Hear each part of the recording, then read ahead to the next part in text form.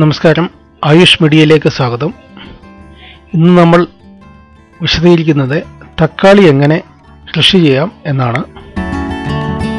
ആദ്യമായിട്ട് നമ്മൾ തക്കാളി ഒരു പഴയ ഗ്രോ ബാഗിലോ അല്ലെങ്കിൽ പുതിയതായാലും കുഴപ്പമില്ല, അതിലേണ്ട വിത്തുകളെടുത്ത് പാകി കിളിർപ്പിക്കുക. ഇപ്പോൾ തക്കാളിയുടെ വിത്തുകളെന്ന് വെച്ചാൽ നമ്മൾ മാർക്കറ്റിൽ നിന്ന് വാങ്ങിക്കാൻ കിട്ടും, അത് തന്നെ വേണമെന്നില്ല. ഇപ്പം മാർക്കറ്റിൽ പച്ചക്കറിയൊക്കെ വാങ്ങുമ്പോൾ അതിൻ്റെ കൂടെ കിട്ടുന്ന പഴുത്ത തക്കാളി അതിൽ നല്ലത് നോക്കി, അതായത് വിളഞ്ഞ് പഴുത്താണെന്ന് തോന്നുന്നതിൻ്റെ അരിയെടുത്ത് പാകി കിളിപ്പിച്ചാലും മതി. കാരണം ഇപ്പോൾ തമിഴ്നാട്ടിൽ നിന്ന് വരുന്നതാണെങ്കിലും എല്ലാം ഹൈബ്രിഡ് ഇനങ്ങൾ തന്നെയാണ് അവർ ഉപയോഗിക്കുന്നത്. അപ്പോൾ നമ്മൾ അതിൻ്റെ വിത്തെടുത്ത് നല്ല വലിപ്പമുള്ള തക്കാളി വിളഞ്ഞ് നല്ല നിറമൊക്കെ ഉള്ള എണ്ണ നോക്കി വിത്തുകളെടുത്ത് പാകി കിളിർപ്പിച്ചാൽ മതി.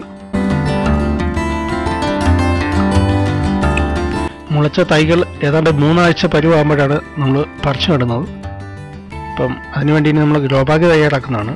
ഗ്രോ ബാഗിനകത്ത് നമ്മൾ എപ്പോഴും നല്ല മണ്ണാണ് നിറക്കേണ്ടത്, അതായത് കല്ലോ അതൊന്നും ഇല്ലാത്തത്. എന്നിട്ട് അതിനകത്ത് നമ്മൾ ജൈവവളം, ഇപ്പോൾ സാധാരണ ആളുകൾ ചാണകപ്പൊടി, ചാരം ഇതൊക്കെയാണ് മിക്സ് ചെയ്യുന്നത്.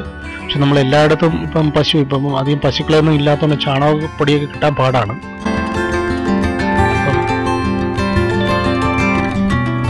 അപ്പം അങ്ങനത്തെ സ്ഥിതിയിൽ നമുക്ക് മാർക്കറ്റിൽ ജൈവവളം കിട്ടും. ഞാൻ സാധാരണ ജൈവവളമാണ് ഉപയോഗിക്കുന്നത്. ഇപ്പം ഈ മുനിസിപ്പാലിറ്റിയിലൊക്കെ ഇപ്പം ജൈവ കമ്പോസ്റ്റ്, അതായത് വേസ്റ്റുകളിൽ നിന്ന്, ജൈവ വേസ്റ്റുകളിൽ നിന്ന് അത് കമ്പോസ്റ്റ് ഉണ്ടാക്കുന്നുണ്ട്. അത് നല്ലതാണ്. ഒരുപാട് ഈ ചാണകം പോലെ തന്നെ വളക്കൂറുള്ളതാണ്. ഇപ്പം ഞാൻ ഉപയോഗിക്കുന്നത് വെച്ചാൽ ഫാക്ടറിൻ്റെ ഓർഗാനിക് പ്ലസ് എന്ന ജൈവ വളമാണ്.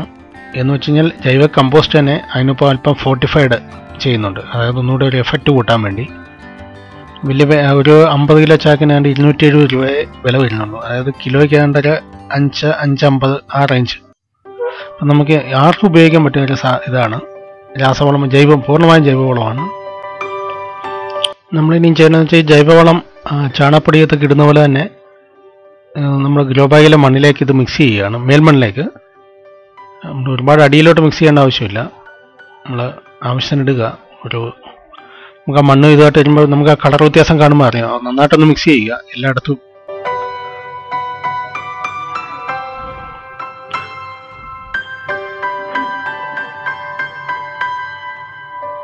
നമ്മളധികം കട്ടയില്ലാത്ത, ഞാൻ ആദ്യം പറഞ്ഞല്ലോ, അല്പം കട്ടയില്ലാത്ത മണ്ണാണ് ഉപയോഗിക്കാൻ നല്ലത്. അതിനകത്ത് അതുപോലെ ഈ മണ്ണെടുക്കുന്ന സമയത്ത് അതിനകത്ത് വേറെ ചെടിയുടെ വല്ലതും ഇതൊക്കെ ഉണ്ടെങ്കിൽ അതൊക്കെ ഒന്ന് എടുത്തു മാറ്റിയേക്കുക. കാരണം ചിലപ്പം നമ്മുടെ തക്കാളിക്കാറ്റ് ആദ്യം കിളിച്ചു കഴിഞ്ഞാൽ കളസസ്യങ്ങളാവും. വേസ്റ്റുകളെല്ലാം ഒന്ന് എടുത്തു മാറ്റുക. എന്നിട്ടൊന്ന് മിക്സ് ചെയ്യുക. അതിന് നമ്മൾ ചെയ്യാന്ന് വെച്ചാൽ അതിനകത്ത് അല്പം വെള്ളം മിക്സ് ചെയ്യണം. കാരണം ഒന്ന് നനച്ചു കൊടുക്കണം. കാരണം ഇങ്ങനെ നമ്മൾ ഒരു 3 ദിവസമെങ്കിലും ഈ ഗ്രോ ബാഗുകൾ ഒന്ന് നനയ്ക്കണം. ആ മണ്ണും വളമൊക്കെ അതുമായിട്ടൊന്ന് മിക്സായിട്ട്. കാരണം ഒരു ചെടിക്കൊക്കെ ഒന്ന് വളരാനുള്ളൊരു സാഹചര്യം ആ മണ്ണിനകത്ത് ഉണ്ടാകണം. ഒരു സാധാരണ മണ്ണ് പോലെ തന്നെ ഒരു പോഷക സമ്പൂർണ്ണമാകണം. ഇനി നമ്മൾ ചെയ്യേണ്ടതെന്ന് വെച്ചാൽ തക്കാളി പറിച്ചെടുക്കലാണ്. ഉള്ളതിൽ വലുത് നോക്കി വേണം ആദ്യം പറിക്കാൻ. അതിന് മുമ്പ് ഒന്ന് ഗ്രോ ബാഗ് ഒന്ന് നനച്ചു കൊടുക്കണം. കാരണം പെട്ടെന്ന് അല്ലെങ്കിൽ ചിലപ്പം വേരുകൾ പൊട്ടിപ്പോകാൻ ചാൻസ് ഉണ്ട്. അപ്പോൾ നമ്മളിങ്ങനെ തണ്ട് പിഴണമെങ്കിൽ ആദ്യം ഒന്ന് നനച്ചു കൊടുക്കുക. നമ്മൾ ഒരുപാട് ബലം കൊടുക്കല്.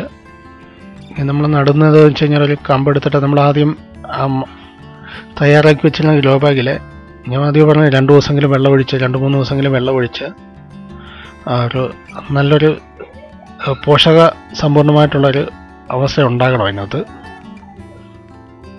എന്നിട്ട് വലിയ ഗ്രോ ബാഗാണെങ്കിൽ ഗ്രോ ബാഗിനകത്ത് 2 തക്കാളി തൈ നടാവുന്നതാണ്. ചെറിയ ഗ്രോ ബാഗാണെങ്കിൽ ഒന്ന് വെച്ച് നട്ടാൽ മതി. കാരണം അല്ലെങ്കിൽ ചിലപ്പോൾ അതിൻ്റെ വേരുകൾക്ക് എല്ലാം കൊണ്ട് സ്പേസ് കാണത്തില്ല. അത് തന്നെയല്ല, വെള്ളമൊക്കെ ഒഴിക്കുമ്പോൾ പെട്ടെന്ന് പറ്റിപ്പോകും. 2 ചെറിയ ഗ്രോ ബാഗാണെങ്കിൽ. ഇത് വലിയ ഗ്രോ ബാഗിലാണെങ്കിൽ നമുക്ക് 2 എണ്ണം വെക്കാം. എന്നിട്ട് നട്ടതിന് ശേഷം നമ്മൾ ചെയ്യേണ്ടതെന്ന് വെച്ച് കഴിഞ്ഞാൽ നന്നായിട്ടൊന്ന് വെള്ളം തളിച്ചു കൊടുക്കുക. ഈ തക്കാളി എന്ന് പറഞ്ഞാൽ അധികം വെയിൽ വേണ്ടുന്ന ഒരു പച്ചക്കറിയല്ല, അല്പം തണലത്താണ് വെക്കേണ്ടത്. പിന്നെ അതുപോലെ ഒരുപാട് വെയിലുള്ള പ്രദേശമാണ് നിങ്ങളുടെയെങ്കിൽ ചുറ്റിനും നമ്മൾ മുകളിലൊരു വലയൊക്കെ ഇട്ട് കൊടുക്കുന്നത് നല്ലതാണ്.